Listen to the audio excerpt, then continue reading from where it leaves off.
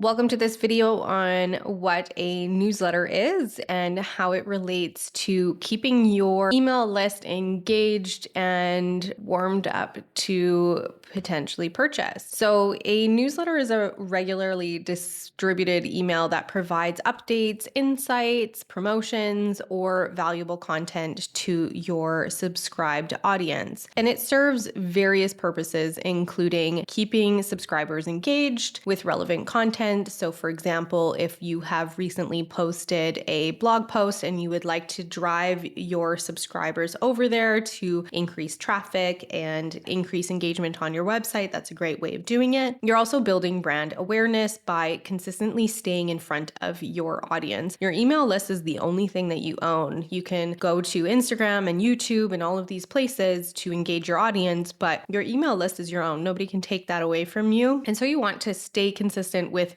being in front of their eyes. Another way that the newsletter helps is by generating sales or leads through promotions or special offers. This could be sales, this could be webinars that you're offering, or other things that may be coming up that will potentially lead to selling your services or product. You can also use your newsletter to educate subscribers about industry trends, services, products, or successes with clients. So newsletters can be sent daily, weekly, bi-weekly, or monthly, depending on the strategy and audience preference. I prefer to send an email bi-weekly or monthly personally because I find that I hate it when somebody's dropping into my inbox every single day. It can just become a bit much. So test it out, see what people are wanting, go with your gut on this one as to whether or not you feel like it's too much. If it would be too much for you, it might be too much for your audience. Or if you have an audience who is super engaged often with you, then maybe more often would be a better fit for your audience. It's really up to you to know who you're speaking to. So when we're sending out newsletter, there's a few things that we need to keep in mind so that the email deliverability is ideal. Depending on how we outline the newsletter, we can get penalized, let's say, for doing certain things. And so it's a good idea to make sure that you're doing everything that you can to ensure that your email actually reaches your subscribers' inbox rather than in the spam folder or it gets blocked. So here are some key tips to keep in mind. You want to build a high quality email list. That means that you can use a double opt-in process to confirm subscribers so they sign up to your call to action, whether that's a lead magnet, newsletter sign up, and then they receive an email and have to say, yes, I subscribed to this list before they receive the lead magnet or another thing that was offered in the sign up. You also want to make sure that you regularly clean up your email list by removing inactive users or users who have requested not to be sent marketing emails. Lastly, you want to make sure that you are also not purchasing email lists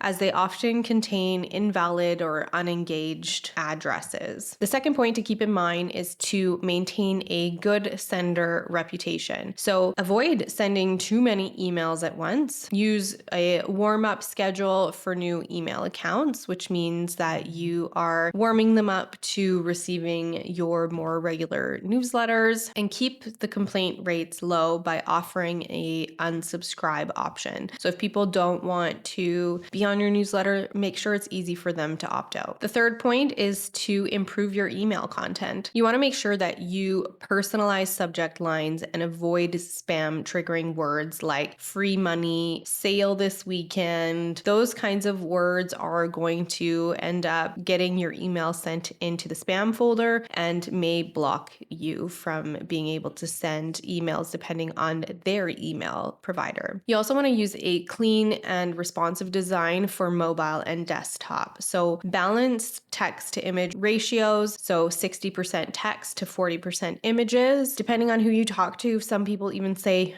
don't include images at all. So this is for you to play around with and look at how people are engaging, whether people are actually opening it, etc. to monitor. Analytics become really important when you're dealing with email. Lastly, make sure that you avoid avoid too many links or large attachments. So you want to make sure that it's very clear to the user where they are going and where they should click. So have one call to action, ideally, maybe two, so that, for example, you send them somewhere that you would like them to either purchase or look at, and then maybe another link is a client testimonial that's relating to that product that you are offering. So the fourth thing to keep in mind is to use a reputable email service provider. This could be something like MailChimp, ConvertKit, SendGrid, or we use System. And all of these platforms have built-in compliance features and the capabilities to make sure that all of these points are kept in mind. Monitoring and optimizing your email performance and making sure that you're paying attention to the analytics of your emails is really important. So track open rates, click-through rates, and bounce rates. And you want to make sure that you are segmenting your list based on engagement. So active versus inactive. Another thing would be if you have multiple demographics or multiple products, that you have these segmented or your subscribers are tagged in a specific way so that you can make sure that you're sending only relevant information to your subscribers. One way of making sure that you re-engage your audience is to send re-engagement emails to inactive users.